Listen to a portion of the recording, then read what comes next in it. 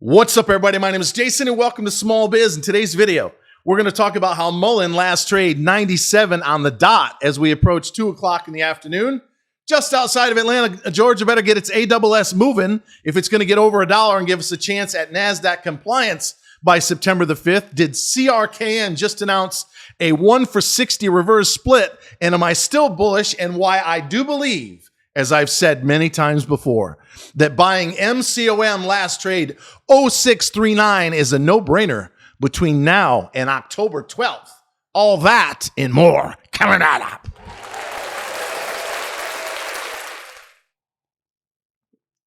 All right, ladies and gentlemen, happy Monday to you. I must confess, I'm a tad under the weather. I was hanging out with a friend of mine after I had seen him twice in the past week and a half. He says, "Oh, by the way, I've got walking pneumonia." Well, gee, thanks for letting me know. So I am overdosing on C and zinc and D and all the good stuff, lots of water, a little bit of coffee right now. So if some of you might want to send me just a little bit of good well wishes, I would greatly appreciate it, because not only do we have a full plate to talk about today, but we're going to open up the Discord. So if you've been freeloading like 12,000 people or thereabouts have on Twitter over the course of the last 16 months, as we've racked up 744% gains through July the 31st, you're going to want to get a premium membership at trysmallbiz.com, because there is no more free lunch. So Wednesday or Thursday is my intention to open up the doors. Full disclosure, I've never even been inside, let alone run a Discord. So it's going to take me a little bit of time to get used to it. As I just had a number of discussions with premium members, it was great chatting with you. Jeremy, I want to give a shout out to one of our originals before I get into those three names.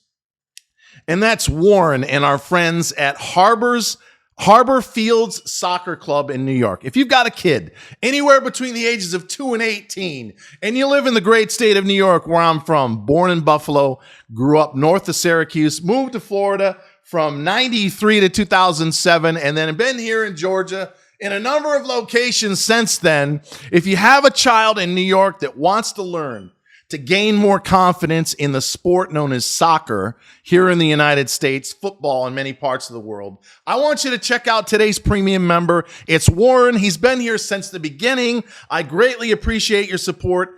Harbor Fields Soccer Club in New York. Please make sure to check them out. And by the way, if you are a premium member and you got a small business at trysmallbiz.com, I share that across all our networks to almost 200,000 people. So that's part of what you get in addition to the Discord starting Wednesday or Thursday of this week for $2 a day or less if you pay by the year. All right, ladies and gentlemen, enough. Oh, would you just get to what I own? I'm a freeloader. I want to know why the fuck MULN and MCOM are down and 1 for 60 reverse split in CRKN. Yes. Well, let's start right there.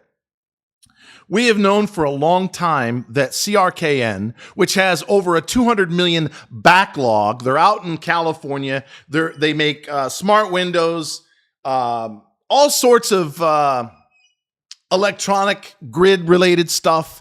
They have 4 or 5 deals that total almost $250 million. However, they've done a lot of dilution recently. Where have we heard that story before? A lot of the warrants were repriced at 14 and change. So those guys like us, last trade 048, are underwater. But as I've been saying now for the last 2 weeks, a nickel to 5.5 was the buy zone. Did I think we were going to crash through on the actual news to 4.5? No, I did not. If you bought it down there at that level at an all-time low, I think it was a smart move.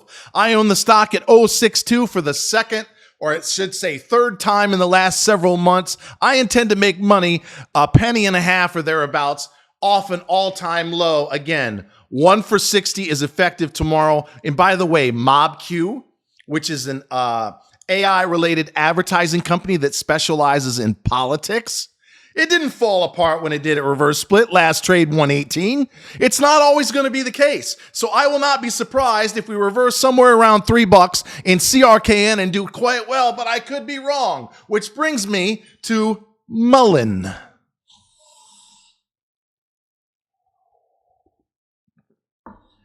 All right, last trade. We're getting up there now, 98. All right. Again, please bear with me. I'm a little achy. So I hope I'm not fighting you know what. But if I am, I'm going to be here every fucking day. Even if I got sweat rolling down my cheeks and a temperature of 105, I will be here come hell or high water. Last trade on MULN, 98 on the dot just after 2 p.m. Look, it's very simple. This is day 2 of an attempt to get 10 to probably closer to 15 or 20 days in a row over $1 to regain NASDAQ compliance. But as I pointed out a couple of hours ago, there is no enthusiasm from the retail community. We opened up, we marched our way up to $1.07 and then fell apart down to somewhere around 95. They could be trying to suck in stock, but there is no enthusiasm. And I quite frankly can't believe that they haven't put together a little bit more in terms of the earnings. Talk about accounting gimmicks.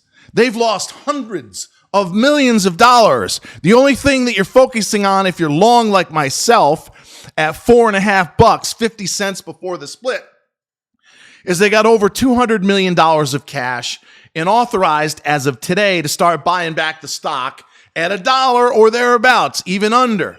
I would like to think they're going to goose the motherfucker. By the way, I hear you, Ma. Rude and crude. Let me go on record right now. I've been thinking about this for a while. I know this is a tangent. I'm not feeling so well, but I'm here. Last trade, 98.25. I think they're going to get MULN over $1. I'll talk about MCOM. Last trade, 064. Why I think it's a no-brainer to get at least 50%. But my mom, rest her soul, she had a stroke in 2015. I talk to her and my father. He's also in heaven every damn day. But she's telling me lately, you're being too rude and crude. I saw your analytics on YouTube, Jason. You're down to 20% of your audience is women. It used to be 40%. So she told me that I've got to cut my F-bombs in half and stop talking about, I'm sorry, Ma, but I got to say it, bending people over the desk without any lube all the way in, up and out the other side. I got to stop that. Because I'm about to launch a major advertising campaign in the middle of August. Once we open up the Discord, I'd like to get it back to 60% men, at least 40% women. So ladies, if you're hanging on thinking, geez, I wish you'd just tone it down a little bit with the sexual innuendo, even though it is true with respect to these stocks or that worst fucking president in U.S. history known as Joseph Beernuts Biden, I got to settle it down. And no, in case you're wondering, the Discord and the Facebook group, which is now open for premium members, I don't talk politics. The Facebook group is very cozy. The Discord's going to be all about the market and stocks. We'll trade ideas. You'll say, hey, what do you think of XYZ? I'll tell you my opinion, honestly, whether it's buy, sell, or hold. But we're not going to see 40 or 50 unrelated tweets inside of the Discord or the channel. It's going to be all about making money in the stock market. And yeah, you got to be a premium member at trysmallbiz.com. With that said, in closing, why do I think that MCOM, formerly known as Hellbiz, is actually a buy under 6.5 cents? Once again, I appreciate you being here. I don't feel too good today. I may look a little red in the cheeks. Of course, what is it? What do I have clown face, right? We've got a hater out there who's convinced I'm about ready to die of something called clown face, clogged up arteries, aneurysm, all the above. I got tired of listening to his nonsense, so I took him off the channel. We can no longer see his ridiculous bullshit. But I do have a slight fever at the moment, so I appreciate you sticking with me so I can get you out of here, hopefully in under 12 or 13 minutes. MCOM has until October the 12th. And to all the stock twits and the Reddit idiots out there who were saying, we're going to be delisted, they're going to do a reverse split this week. Wrong. I said it's at least 30 to 45 days, if you're following me on Twitter, between when they say you're going to get a delist, as they did last week, and when Sal requests a meeting. Well, they gave them 2 full months.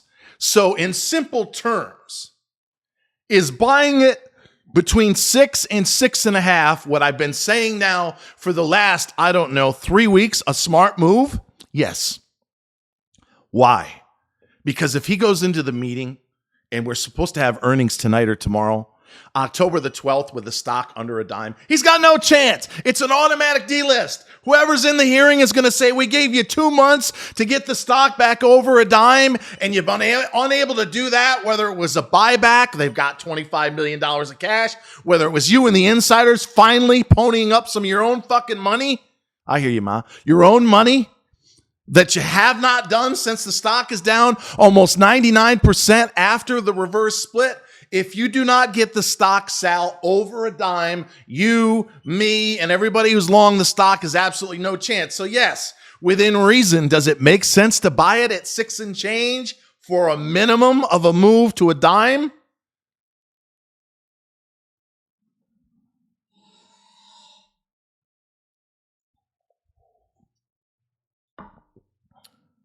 Yes. Well, yes, it does. Until next time, ladies and gentlemen, in a most interesting video, always remember that I love you. Don't forget the Discord Wednesday or Thursday, and thank you so very, very much for watching. It's hot in here.